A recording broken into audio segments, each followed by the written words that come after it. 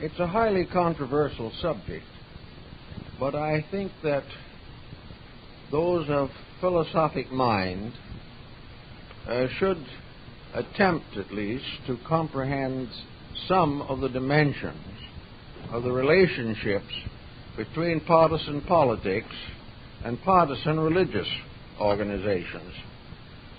We are on the horns of a dilemma at this particular point because the power of religion was originally vested in a class or caste of highly skilled, highly informed persons. The hierophants of the ancient mysteries in Greece and Rome and Egypt were very well-informed men. They had given their lives to learning, and the temple was also the university. It was the temple that was the cradle of sciences. The priests of the mysteries were astronomers. They were geographers, anatomists, physiologists. They combined their sacred learning with the most profound knowledge available in their time for the general improvement of mankind. Those seeking office, either religious or secular, were initiated into these organizations. And the first and most important requirement was self-discipline. The individual was required to attain a degree of integrity that lifted him above the level of corruption. He was informed on many subjects. There was no division between sacred and secular learning. And those who entered into the temple rites might in later life be emperors, generals, leaders in knowledge and science, or they might be private citizens with unusual abilities. In every case, the information provided gave them a full and solid foundation upon which to develop a philosophy of life. This condition gradually came into conflict with the secular ambitions of persons, most of them either uninitiated or else corrupted even after they had accepted the obligations of the temple. It is therefore very important to realize that when we think in terms of religion, that we understand exactly what it means in its full and most complete sense. Religion was primarily the continuing effort to discover truth. It was concerned not with the attitudes of persons, but with universal principles. The search was for the laws of life, as these revealed the laws of God.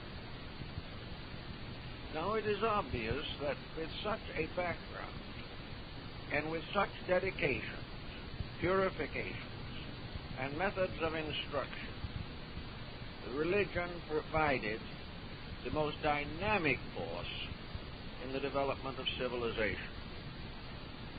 It became not only a leader, but a common denominator of the various levels of human activity. The religions of that time were subsidized by the state. They were part of a traditional inheritance that had descended from an unknown past. The traditions, the cultures, the allegiances, all grouped around these sacred institutions.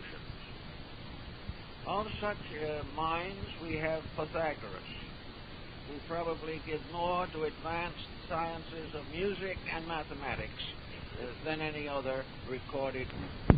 Paternalism by Democritus, we also found among them powerful minds dedicated to the preservation of all available knowledge. These initiated priests were fully aware of the grand scheme of things. They were serving principles primarily, as these principles reveal the will of God. Now, under these conditions, the mysteries flourished for centuries, and to a measure they have influenced practically every modern world religion. They have contributed to the basic concept of religion, and that is obedience to divine will.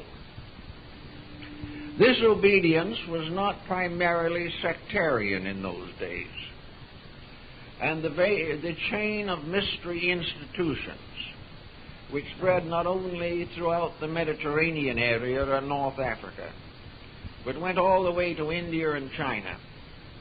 These institutions were compatible. There was no question of whether or not an institution worshiped the true God or a false God. For in this system, all principles preserve conduct, and all wise people recognized and rejoiced in the wisdom of other people. Many of the initiates of Greece were also initiates of Egypt, and some of them went into the Far East. Buddhists and Hindus came to study in Greece, Antioch, and Ephesus. They were a kinship of enlightenment, and because they had a common realization of the principles underlying worship, they were compatible. There was no competition of creeds. There was no division by land or race, by language, or by symbolism, which prevented the one who was initiated into one order from being received as an equal by those of other similar organizations. It therefore is rather obvious that in its ideal state, religion represents a unity of beliefs. It represents a unity based upon integrities. It was an exact science which manifested itself through the development of virtue and morality throughout the world. Now, under such conditions as these, it was quite obvious that kings and princes and rulers were initiated.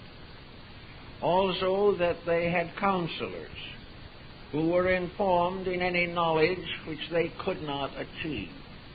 The Emperor Julian admitted that he was a novice in these matters.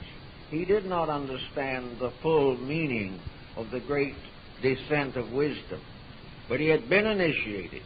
He recognized the integrities, and he leaned heavily upon the counsels of those better informed than himself. All this situation places religion in an idealistic situation, a situation the importance of which cannot be in any way questioned. But gradually changes took place, and we began to develop a certain separation between church and state.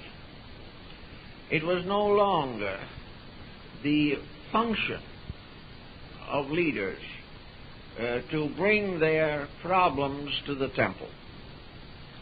And when in the old days they did so, the judgment they received was suitable to the solution of the secular problems of society. But as time went on, this happy brotherhood faded away, and gradually religion became an isolated area of human thought. It became one institution among institutions. It no longer held the common veneration of all classes of people. As this condition continued, it was obvious that secular considerations began to dominate. As these secular considerations became more numerous, conflicts were inevitable. These secular problems, separated from a high philosophy and an inclusive religion, became virtually unsolvable. The various kingdoms began to depend upon secular statesmanship. They began to select persons who more or less would advance the personal ambitions of leaders. The counselor began to counsel the king how to enlarge his own domain. He became more or less an aid or an assistant to a secular government. In old times, some of these statesmen were obviously persons of high reputation. They did a very sincere job, but as a result of the continuing break between religion and secular affairs, they lost the control of the minds of the rulers. The rulers began to think their own thoughts. They began to plan their own programs, and it gradually dawned upon them that power, which was being more and more vested in individuals, that this power could be used advantageously to advance the concerns of princes. This type of separation has led gradually to a condition which is being brought strongly into focus by present world affairs. We have a very strong and depressing example in the present situation in Iran. Here we have a country that is coming more and more under a theological political structure. As a result of this, we find what we might term fundamentalism, the fundamentalism of the Muslim world, taking precedence over the well-being of the people and the advancement and progress of the country. We know beyond question that such a program cannot endure indefinitely. A small island of orthodoxy cannot continue to exist in a world which is no longer under the domination of such orthodox concepts. Now, there are many points in the Muslim religion which are highly desirable. In substance and essence, it is founded upon a combination of Judaism and Christianity. Muhammad would turn in his grave at the present situation, and yet gradually the rising power of the caliphate has resulted in the submergence of the concepts of Muhammad and the development of the high personal ambitions of political leadership. We therefore now find that the general condition of society is being damaged by what might be termed theological orthodoxy. Orthodoxy which is not based upon either the Bible nor the Koran, but is really opportunism, the ability of political leadership veiling itself under religious cloak, attempting to regain its authority in the development, scientific, industrial, economic, and cultural of a modern people. Now, the situation is an exaggerated one, and we believed and hoped that long ago this type of attitude had vanished from the earth, but it has not, and it continues to be a very serious matter. Now, what is essentially wrong with the interpretation that modern Iran has given to the teachings of Muhammad? it has allowed them to fall into the hands of individuals who were not actually religiously oriented. They had religious estate and dignity, but as persons they were not living it. They were rather engaged in a vengeance campaign against other people, as was indicated by the situation of the present hostages. This situation, politically, may be justified on several counts, but in terms of religion, it cannot be justified. It cannot be justified with the concept that two wrongs make a right. Nor can it be justified by the Sermon on the Mount, in which the individual is reminded that to forgive, to pardon, to have mercy, these are great religious virtues. Now, we also find in this particular situation the failure of Muslim leadership as a religion. It is not in a position to actually adjust its own doctrines to protect, lead, direct, enlighten, and clarify the situation of its policies. This situation is what has threatened the world on a number of occasions, and will continue to do so until religion itself clarifies its own position and accepts a dedication above all, might say, partisanism on any level. When the disciples began to hope that Jesus was going to finally take back the kingdom of Judea from Rome, the Master said very simply, "My kingdom is not of this world." The kingdom of religion is not of this world.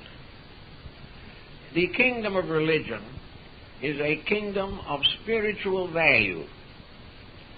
It is not a plaything of policy. It is not something that is to be adapted to the conveniences of selfishness or personal ambitions. The important thing for the last 100 years especially is that religion must restore its essential purpose and dignity. It must begin by doing that which it would demand secular institutions to accomplish, namely, achieve its own internal unity. There is very little difference between political parties and religious denominations. They are in conflict, they are in competition, they are seeking to dominate their various spheres of influence, and they have no actually common ground. There is a theoretical common ground. We know that the 10 Commandments exist in practically every religion of the world. We know that to do unto others as we would have others do unto us has been translated into the religious codes of over 50 different beliefs. These common grounds, however, are not practiced. In actual relationships with the problems of living, the identities of religion are compromised. We are still in need of a religious cooperative, a league of nations in religion rather than a league of notions. To achieve this, religion must put its own house in order. It is not important or necessary that different religions should give up their beliefs and meet in some sectarian group or a group made up of sectarianisms. Its primary purpose is to restate itself on the essential reason for the existence of religion in the life of man. All religions should be on good terms with each other. They should respect and accept differences of theology as they accept differences of race or differences of color or difficulties of language. But there is no reason why religion should not be a unity, a common strength, indivisible, and have as its primary purpose the advancement of all constructive and useful knowledge, physical, moral, ethical, spiritual. This is the first task. This is the challenge. Until religion is able to put its own house in order, it is going to have great difficulty in attempting to govern or direct secular activities. Until religion itself is recognized for what it is, the will of God revealed through natural law to all mankind. This recognition then begins to make a change in the structure of our theology. Today, most religious leaders I assume to be sincere. I believe they are doing what they believe to be right for the good of man and the glory of God.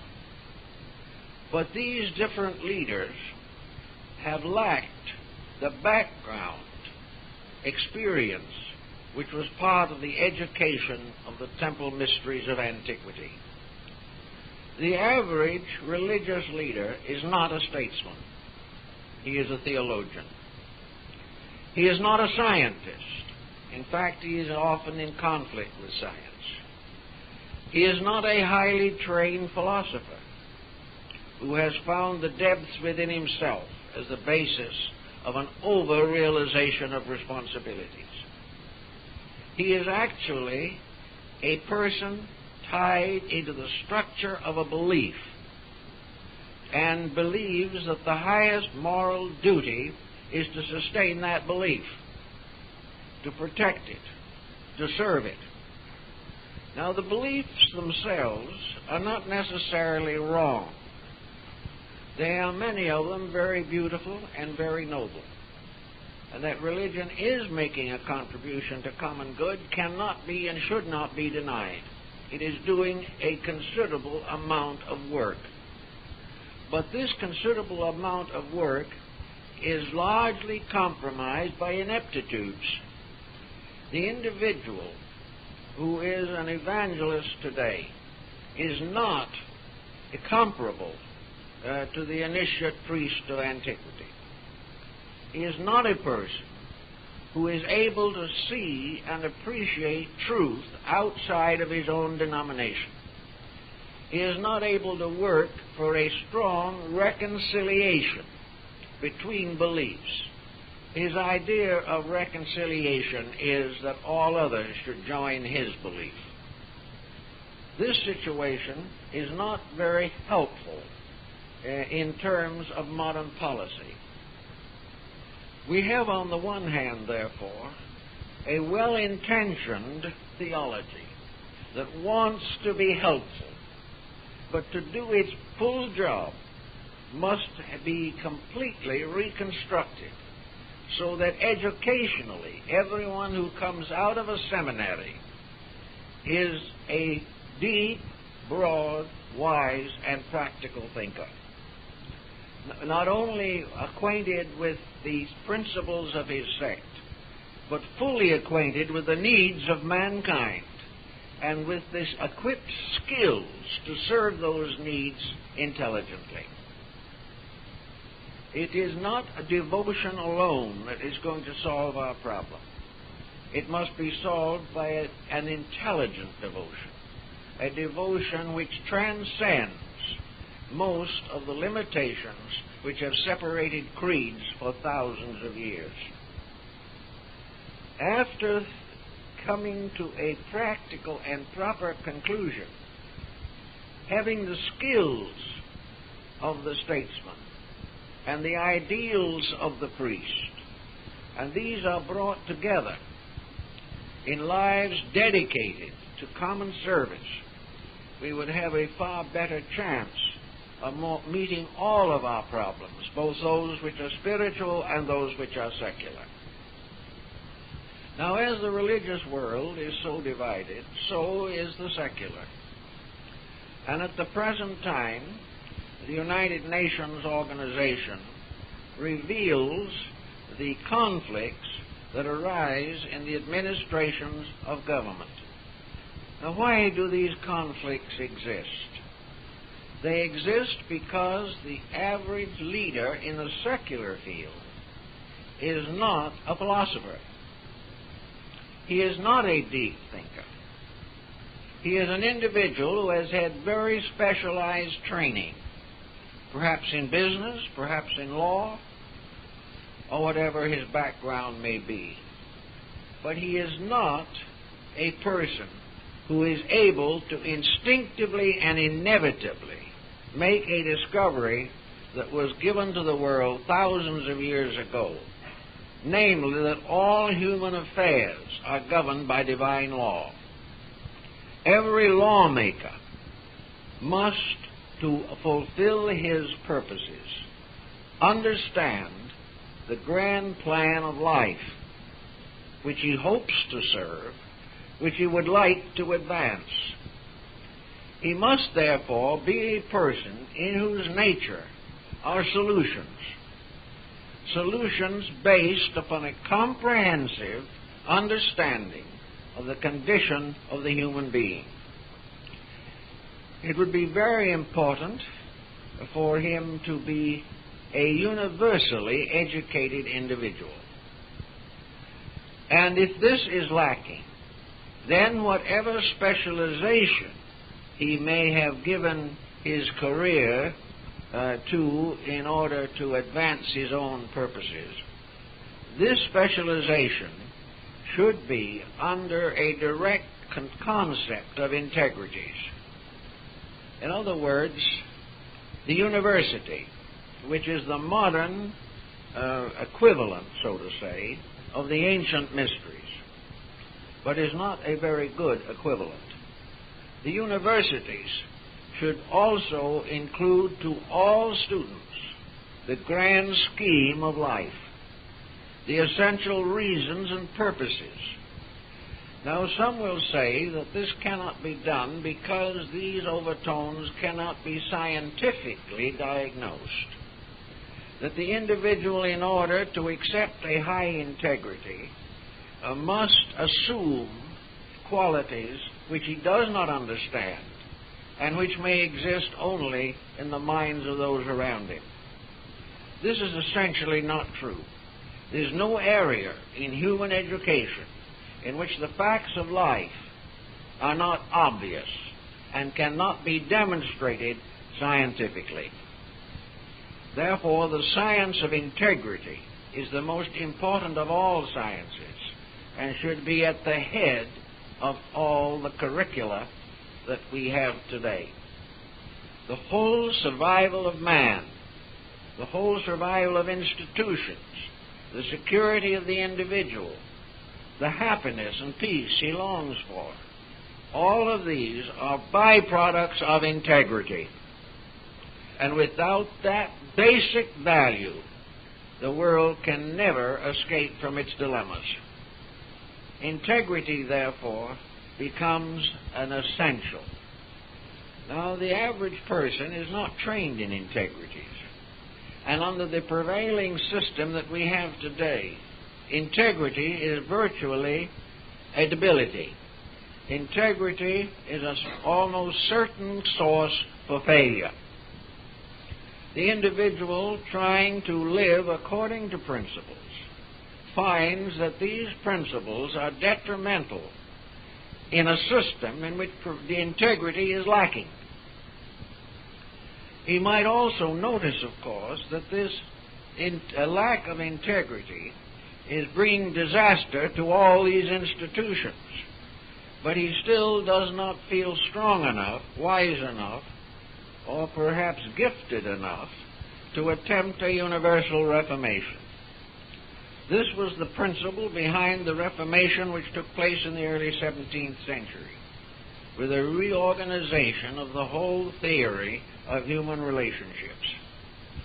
This reorganization was based upon one simple point, namely that science, properly understood, properly directed by enlightened minds, is the most powerful aid to religion that exists. It is science that can prove religion. It is science that can take religion out of the clouds and put it to work in the daily life of the individual. Science must, however, first discover the sacredness of its own knowledge. It must recognize that the further it explores into the unknown, the closer it comes to God. And that instead of God being a useful hypothesis, God becomes the ever-present source of every particular that exists in space.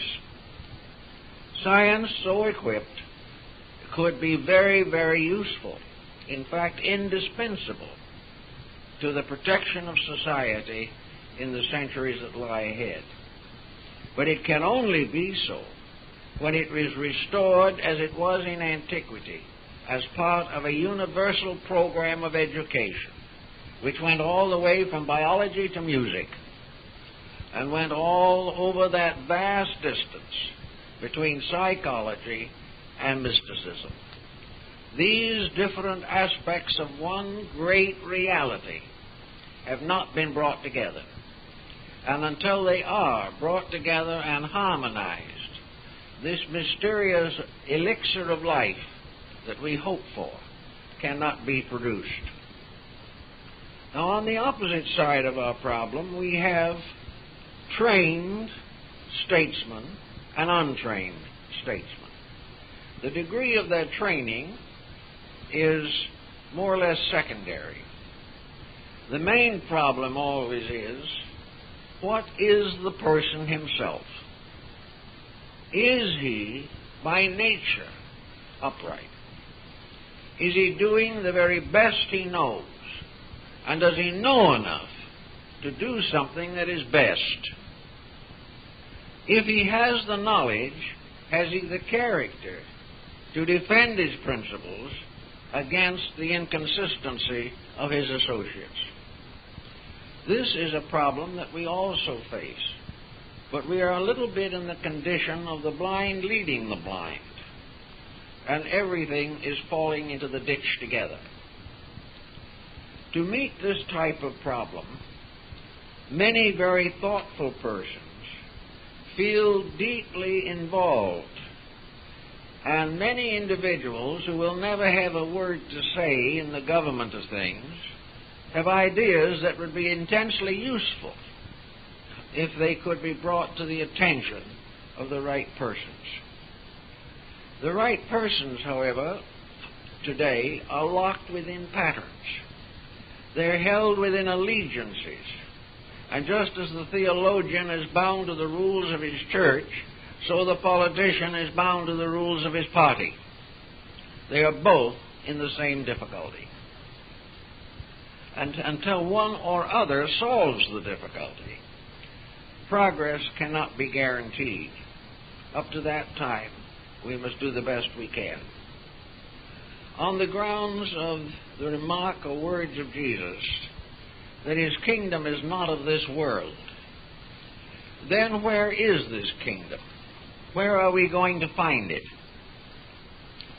If it is not in society, if it is not in operation anywhere in the current world of events, where shall we look for it? The kingdom of Jesus, the heavenly world, is a spiritual phenomenon.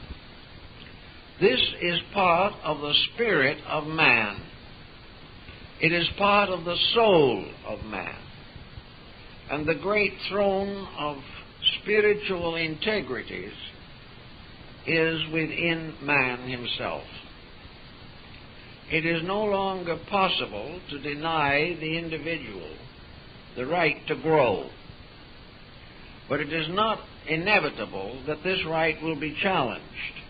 And even if it is challenged, it is not certain that the individual will accept the challenge.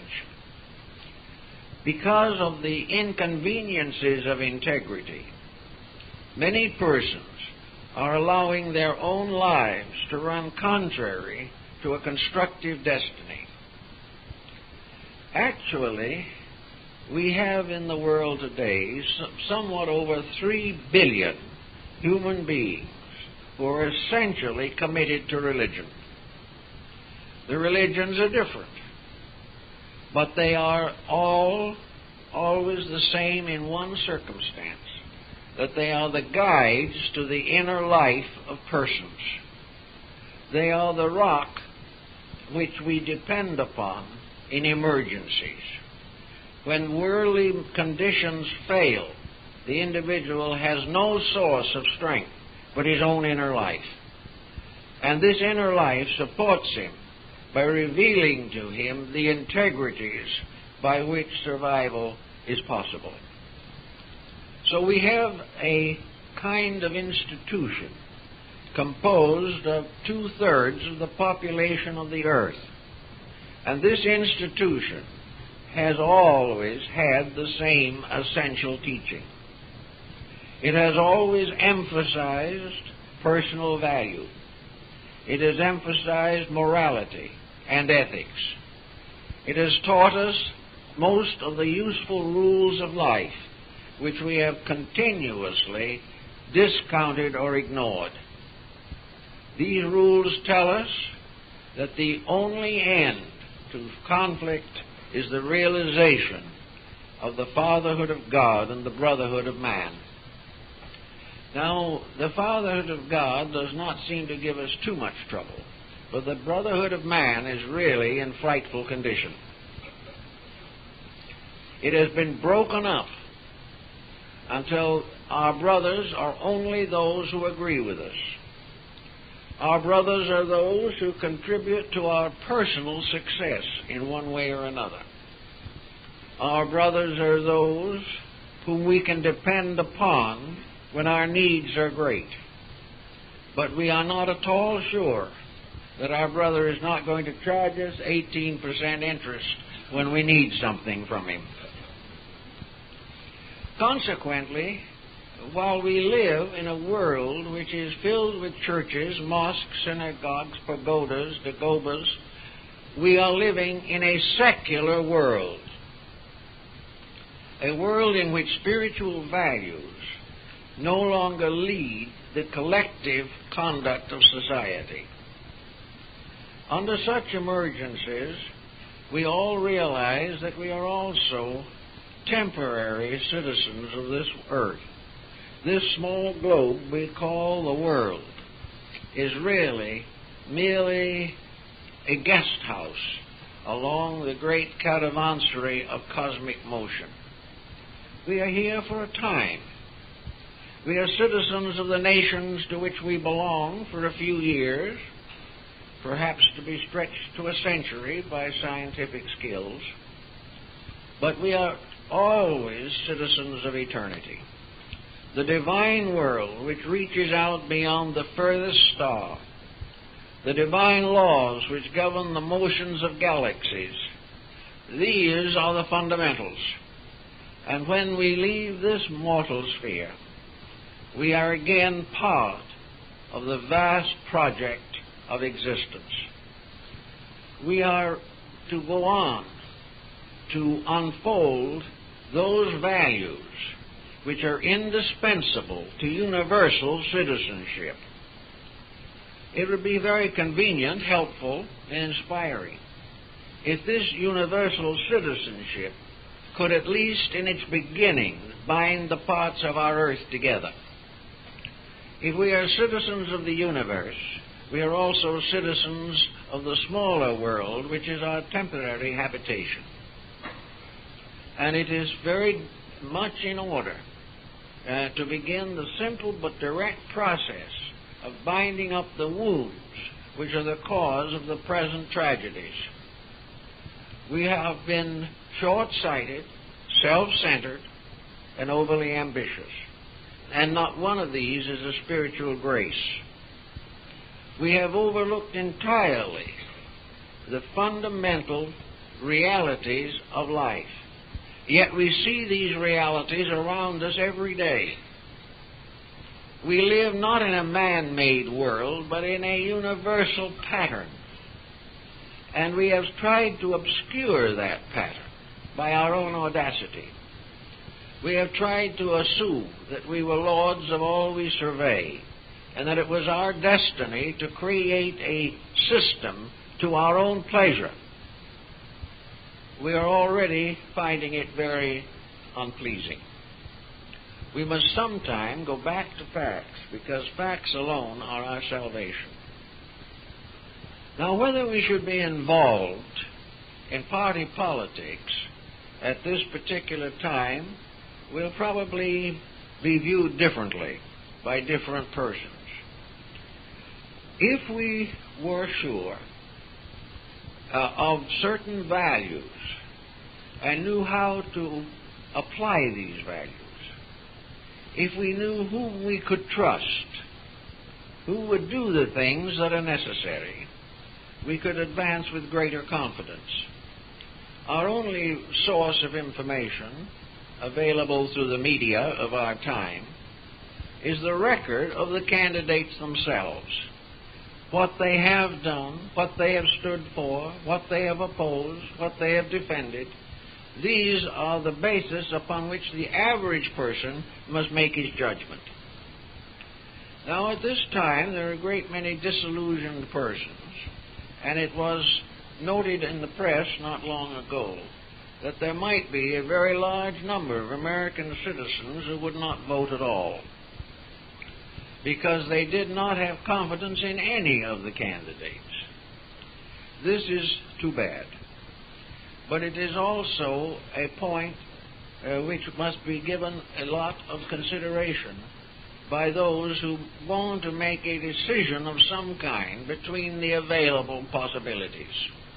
Each must use his own integrities, his own ideals, and his own principles in order to accomplish this particular end. Confucius, in his study of society, made a very interesting ladder leading upward through the stratas of social structure. The foot of this ladder was founded upon the foundation of the home, the most immediate and valuable unit in society. The little democracy or autocracy, according to how it is managed, is the home, which is gradually becoming more or less a ground of activism. The home is the first problem that the individual must solve. According to Confucius, when the home is a proven success, it may be assumed that the members of it have intelligence enough to go higher in their thinking. If the home can be protected, if it can be preserved against the pressures of a decadent system, we have a unit, the first world that we can rule, the first institution, the primary unit of society. This is the fabric upon which all the rest is built. This is the atom which combines to complete the social structure. So if we have principles, if we have integrities, if we have ideals, dreams, and visions, the home is the laboratory for their application. Here we have a right to see, to observe, to study, to reflect, and to discover those principles and convictions which are most likely to preserve not only the outer form of the home, but its inner structure, which is the home itself. It is the inner structure that is the real family. Now, we have also a family of nations, but in all practical purposes, the family of nations is an aggregate of homes. So here we have the beginning of a kingdom that is not of this world. Here, spiritual value can come into its own. But it can only do so if those making up the home have the vision necessary to maintain and unfold the potentials of the family life. It would seem, therefore, that as most people are planning or have planned at some time to establish a home, that the principle of home establishment should be a primary factor in education. Now we have home economics, in which we teach people to cook and sew and mend and repair and restore their appliances. We have various counselings on what might make the home a little better. We have various points of view as to how the family can be strengthened or a weak family can be restored. But nowhere in this training up to the present time do we have the realization that education for the home requires a knowledge of practically every art and science of mankind. It cannot be solved on the simple grounds of how to pay for the house.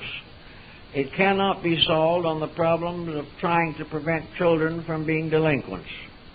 The foundation is much deeper. And the foundation of the home is honesty. It is integrity. It is self-sacrifice. It is dedication. It is investment in the future at the expense of the pleasures of the moment. Until these principles are assured, the home will not survive adequately. And until an expansion of these principles is applied to society in general, the affairs of nations will languish. Above the home, according to Confucius, the next unit to be considered is the community. Now, in China in his days, communities were not very large. The living built little villages among the mounds of the dead, and the graveyards were also used to cultivate rice. In those days, the family situation was comparatively simple in its relationship to the community. The community had made a very definite discovery, namely that it had to work together or not survive. It came to the belief that a community has to be held together by a moral binder. And this binder was common integrities, common willingness to sacrifice, mutual helpfulness, and the defense of the community against the aggressions of outsiders. This was also the burden of tribal life among the American Indians. The tribe was the next unit above the family. And the problem of the tribe was solved in only one way. The members had to work together. Out of this, Buddha brought his concept of world communalism, in which the world was recognized as one great community, a community which could not be divided without tragedy, a community in which the rights of each person were protected by all other members of the community. We are beginning to develop a new communalism in this country. Small towns are taking on the problems of their own survival. More and more, the individual is recognizing his contribution to the betterment of the environment in which he lives. He is beginning to protect his environment, protect his natural resources, conserve his energies, and work together with other equally concerned persons in the preservation of his securities. Above this, Confucius then listed the state as being the aggregate of the communities.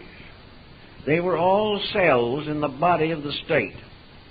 The state was a unit also, and as long as the state was a unit, it worked with the parts of itself successfully. But when the state became a super body over the affairs of the community, there was trouble. The same difficulty arose in theology, because if the divine power at the source of life was an autocrat, and the individual was hopelessly under bondage to principles or processes that he did not understand, there was a danger of revolution. But if the deity itself was embodied in its creation, if it was the substance of all the parts of itself, then it was one being, one indivisible unity, and the parts of it were indispensable elements in this body, and cooperation of parts was the highest virtue that the human society could establish. So today we have to beware that neither theology nor politics becomes a superpower apart from the people. We must beware that the unity is made up of the people and not imposed upon the people. That this unity is an experience of the citizen and not a legistic situation in which he is forced into line by penalty or promise. Actually, then, the whole structure, moving upward from the lowest to the highest, is based upon the recognition that one life flows through all things, and that any misuse of that life is to the detriment of all things, not merely to the detriment of the individual himself. Selfishness is a sin against life and truth. Yet it is very common, it is largely approved, it is considered to be almost indispensable. If then we are to equate the place of the person in the political structure, we have to point out that he has primarily a duty to truth. So far as it is possible for him to know what is right, he must do what he knows. To whatever degree he is considering himself as in competition with other selves, his society will fail. It is by mutual cooperation that we can extend the life of our natural resources, that we can expand our privileges and policies, and also protect the dignity of our personal lives. Unless this is fully realized, we are never going to find a solution. The solution of our problems will never be discovered in a smoke room council hall. It will be discovered, these principles will be discovered in space. They will be discovered in the universe itself. They will be the man's recognition of the plan, not only for his good, but the plan by which he was created, and by which he must be protected and preserved if he is to survive.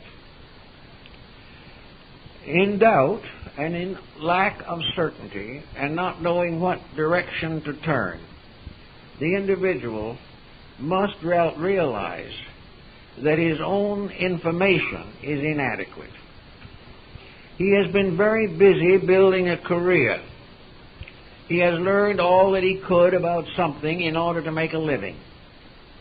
In this he shares in common the problem of the theologian and the politician. He is a specialist, and his specializations have largely come to be dominated by materialistic situations. His specialization in the advancement of science or the advancement of the arts, all this specialization leaves him on the horns of a dilemma when he attempts to interpret political problems. He is simply not equipped. And he must depend upon the same opinionism in this field with which he is afflicted in his own private affairs.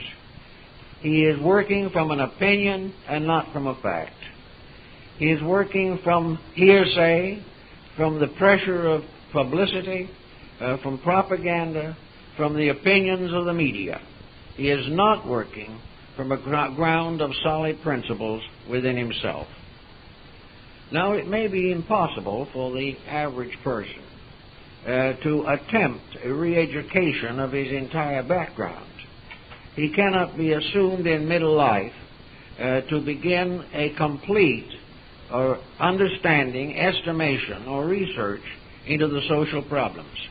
Even if he attempted this, he could select only one or two of them, and he might become proficient in one area of ignorance, but many other areas would be unconditioned.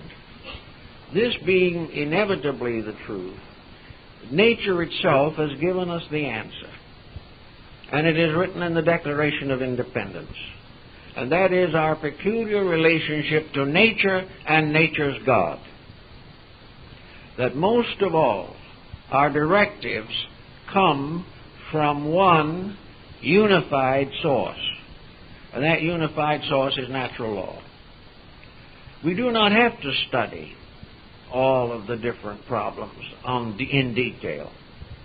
We know that certain basic laws operate, and that one of the most important of these laws is cause and effect. What we cause will come to us. What we do will inevitably have reactions.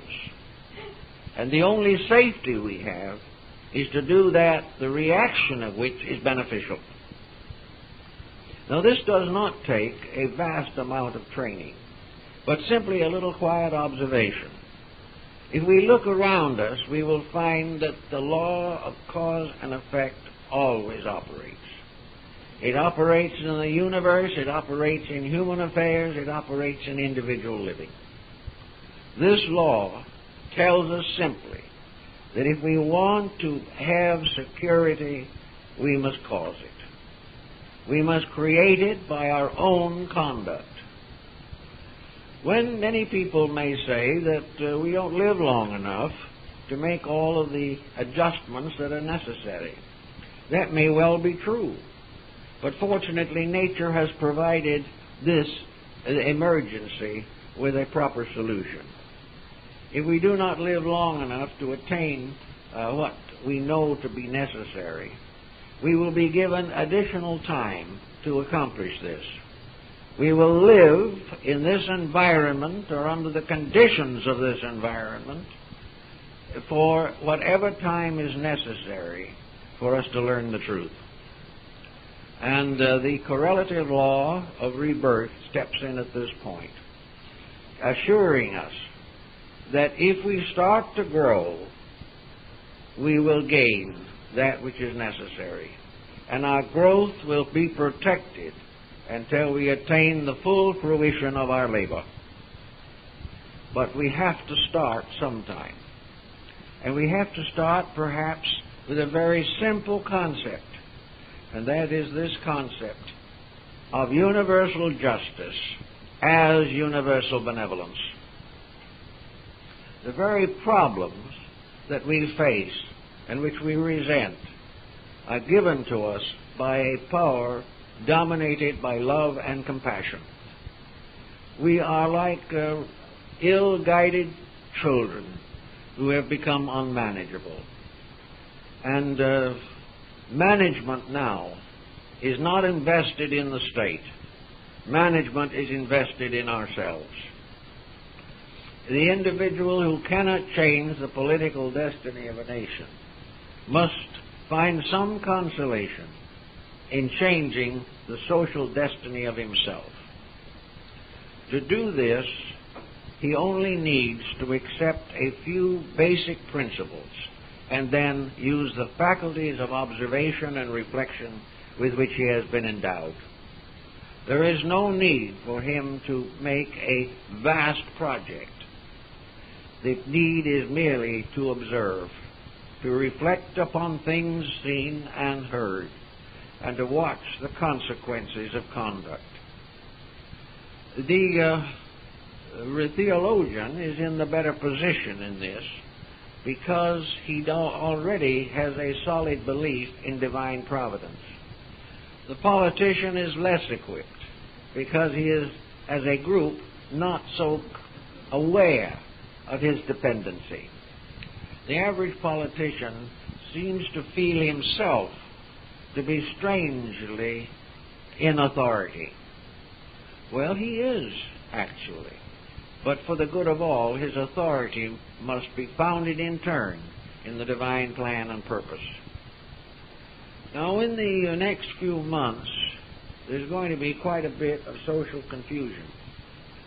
And we are going to be besieged on every hand with mysterious recommendations. We are going to be in doubt about nearly everything. And we will not be very certain as to what course is best for us to pursue. First of all, as the metaphysicians of the 1920s used to say, don't take on conditions. Do not allow yourself to have your personal life completely disrupted. Do not wander about with griefs and grudges and grievances. Whatever is, the master of the show is there. The political situation is involved also in the great drama of things. Wherever policy fails from truth, policy is in trouble. And though policy may stubbornly maintain its own way for a time, it falls from the weakness within itself. The individual cannot prevent all kinds of political emergencies. But all these emergencies, like domestic problems, are more or less necessary to the growth of the individual. They are things he must face. We have for some years been under a highly protective society. We have allowed other people to do most of our thinking for us, and also paying handsomely for this privilege. Actually, the great future of things, the destinies of nations, cannot be controlled by the average person. The only thing the average person can do is to learn from what happens. This world is a kind of theater, and we go to see the various performances that are played for our amusement or our instruction. We will therefore find it desirable and necessary to continue to enrich our own inner lives. We cannot afford to wander about predicting only ill. We cannot be on the verge of despair all the time. We cannot be completely frustrated if our candidate does not win. We are developing a kind of tempest in our private teapot. Each individual becomes hopelessly involved in a situation he cannot control. This is a mistake. It is for him to think straight and clear, do the best he can, and try to understand the motives within himself. Now, a large part of voting has been, for at least the last 50 or 75 years, related to personal advantage. This personal advantage is not only in terms of political leadership, but is in terms of private allegiances. The individual has a tendency to favor rules that make things more comfortable for him. If they gain him some small immediate gain, he quietly overlooks the ultimate loss.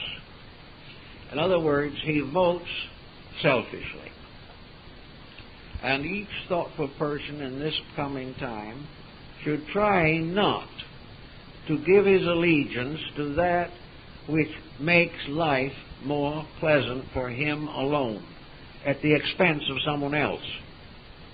He should not try to favor words or thoughts or declarations which he can interpret as relieving himself of responsibilities. Paternalism in government is not a success. It has already seriously undermined the resourcefulness of the average person. We have become more and more dependent upon the good life. Therefore, we are very apt to vote for that which promises to protect and perpetuate the good life. But a thoughtful person will say, can such a promise be kept? And he may decide that it cannot be. If a good life means the continuous impoverishment of natural resources and the continuing corruption of society, it is not a good life. And if it does not collapse in our time, it will fall upon our descendants. Therefore, the first thing that the private citizen can do is to quietly decide in his own mind what promises and what claims actually are the best for all citizens. Not to favor a class, a clique, or a corporation, but what is the best for the world? What is the best for our leadership in international affairs? What is the principle by which the greatest good to the greatest number is going to be attained? When we decide in ourselves, upon our own limited resources, that which we believe to be an unselfish, impersonal consideration, that is probably the direction which our vote should go. Because it means that we have been honest, and regardless of outcome, if we have been misrepresented, regardless of what happens, conscience within ourselves is our defender. We have done what we sincerely, unselfishly believe to be right. Now, everyone has the privilege of doing this. He has the privilege of thinking through in his own way all these different values to discover, if possible, the noblest aspiration of his own nature. He has an opportunity to prove himself to be stronger than his ambitions. He might be able to prove that his character will survive the reduction of his standard of living. He must gradually disentangle himself from the complex of wealth which now dominates so many, on the obvious ground that it is dwindling. And one by one, institutions built upon self-aggrandizement are collapsing, so that it is very wise for the person at this time in society to think frugally, to think conservatively as far as his own needs are concerned, to refrain from riotous spending, and use the pressures of price and scarcity to reform and integrate his own personality. He may find that he cannot afford certain luxuries, or to afford them must create debt. And when he looks at the budget pattern in the United States, he realizes what is meant by a national debt. He realizes that the whole nation is living on the interest of what it owes, not what it has. These things come right down to personal life. And this whole emergency, which may extend for some years, is the great challenge of the individual to achieve a victory of his inner life over the circumstances of his environment. It is a testing ground for value. It is an opportunity for the human being to emerge from this strange delusion of success and fame with which he has been afflicted for some time. So do not consider privation a great sorrow. Rather, indicate that it enables us to be more selective in our values, more wise in our spending, more honorable in our investing. We also realize that wherever we contribute to inflation, we are contributing to the collapse of our economy. Therefore, we do the best we can to make do in every way possible. And the best we can to protect ourselves and our families from unnecessary extravagances which will contribute to the final collapse of our institutions. So out of this problem, there come two very, very important facts. One is that we can depend upon infinite law in all things. And the second important truth is that we can depend upon human arrangements for very few things. The eternal pattern is there, but the shifting sands of human arrangements and misarrangements offer very little security. We can trust deity, but we cannot trust systems built upon selfishness and self-aggrandizement. So we must have certain reservations about the way things are done now, but we can have a clear vision of the way in which they ought to be done. And more people are waking up gradually to what constitutes the facts of life. It's a little hard, it's a little depressing, it makes sacrifice, but it is bringing thousands of families together, whereas success separated them. It is bringing nations gradually into a recognition of common needs, and will, in the course of time, shake down the various power cliques with which we are afflicted. So in this time from now to the end of the year, where we're going to have all kinds of excitement, the individual should calmly and quietly watch, listen, and think.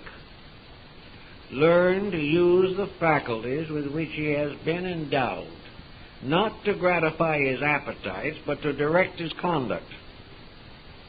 Learning to do those things which make him less guilty of cooperating with fallacies. It is very important that each person will recognize that the needs of the moment require a high degree of personal self-discipline. In this emergency also, religion re-emerges. Religion begins to affirm itself. All over the world, religion is increasing. Religious peoples are becoming more and more aware that it is only in the eternal principles that security can be hoped for. Now, as religion increases, a very great decision must arise in religion also. It must remember the words of its teacher, "My kingdom is not of this world." Religion must not take the opportunity offered by human insecurity to exploit the human family. It must not attempt to gain economic profit from the misery of people. It should be there with high principles. It should be there with dedication. It should remember its service and not its status. Religion, given this great opportunity, must not abuse it. For if it abuses it, it will be no different from politicians. If politics abuse us on the one side and religion on the other, we are in a bad way. But perhaps not as bad a way as we might think. Because with the failure of the institutionalized structure of theology, all the collapses of the institutionalized structure of policies, the individual stands with his own values as his ever-present help in time of trouble. All of these things will come home to the individual. When man thinks, both the church and the state will be honest. Until man thinks, this greatly desired condition cannot come to us. So we are looking, hopefully, that man's spiritual hunger at this time will bring religions together and help them to recognize their proper spheres of service. that in time of trouble, inspiration arising from spiritual conviction will protect the individual against the disillusionments of his time. Without religion of some kind, it is almost impossible to prevent psychoses from coming into life. Psychological debilities are due to the weaknesses of our inner spiritual convictions. Therefore, we must strengthen them. We must also support adequately the various institutions we trust. But we must demand of them the integrities which we are beginning to experience within ourselves. The day may yet come when the individual will be more virtuous than his theology. This might be a very desirable thing, because it immediately will result in an elevation of the entire field of religious thought. Man seeking religion must also be aware that the thing that he is gaining is not intended to be the source of worldly gain. He is not to use religion to advance his materialistic attitudes. He is not to use religion as a means of accumulating wealth or influencing and over-influencing those around him. He is not to use religion as a source of profit, and he is not to allow religion to promise him this. He is duty-bound to realize that the purpose of religion is to strengthen character and not to increase worldly goods. This is becoming also a problem, and we are now hearing considerable about it. But the fact remains that the sphere of religion is a sphere of spiritual opportunity. And at this time, after being in the doldrums for some decades at least, religious life is strengthening. And in this religious strengthening of things, faiths must not fall into mercenary ways. They must not continue to attempt to support policies which are not ethical or correct. The purpose of religion is to strengthen the spirit of man, to give him the power of being victorious over his own self-interest and his own ambitions. If the religions fall into self-interest and ambition themselves, they frustrate their own purpose. And the level of policy, the purpose of government, is to make possible the protection of the rights of the individual. The individual is entitled to expect from government a reasonable program, a proper economy, a practical solution, and also that government will stand firm with principles whenever corruption arises. If we demand this standard, we will have it. But if we join those who have special interests, we will not have it. If we can cooperate with religion in the improvement of our personal lives, we can always recognize the probabilities that leadership will obey. The strange thing about modern leadership is that basically and fundamentally it wants to be popular. And it is being popular now largely by promising what it cannot fulfill. If policy becomes popular because it expresses the spiritual and moral integrities of individuals, it will operate on that level. The same is true in our media, with which we are having trouble. When the public supports by its own voice, the voice of the people, supports proper entertainment, we'll have it. When the public mind demands proper government, we will have it. And when the human heart expresses its religious convictions in the simple statement of basic truths, we will have that kind of religion. Actually, this great planet that we have is really a cradle for 4.5 billion human beings. They outnumber any party. They dominate any situation. They are the final voice, regardless of what policy afflicts them. And when quietly this voice is heard, speaking for integrity and truth, there will be a general reform in every level of our living. And nature is working in that direction relentlessly. It will never give up. No matter what we do to nature, nature will ultimately win. And in this process, nature is working through, for instance, the increase of population. More and more. It is becoming impossible to compete and survive because nature doesn't want us to compete and survive. It wants us to cooperate and survive. And nature will have a way if it takes 10 million years. Nature also wants us to conserve all our natural resources. It wants us to use wisely the garden that has been given to us. Nature ultimately will remove most of the boundaries and fences that separate and will bring us into the realization that we are one family on one little ball floating in space, and that nature has given us everything that is necessary to be a completely self-secure, self-sufficient, and well-adjusted, happy people. It is up to us to follow the lead of nature, observe it, study it, think about it, and dedicate ourselves to the fulfillment of its requirements.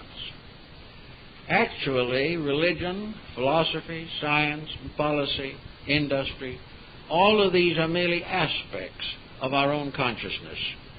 They exist in us, or they would never come out in the world. They are the ways we think or feel, or they could never become embodied in institutions.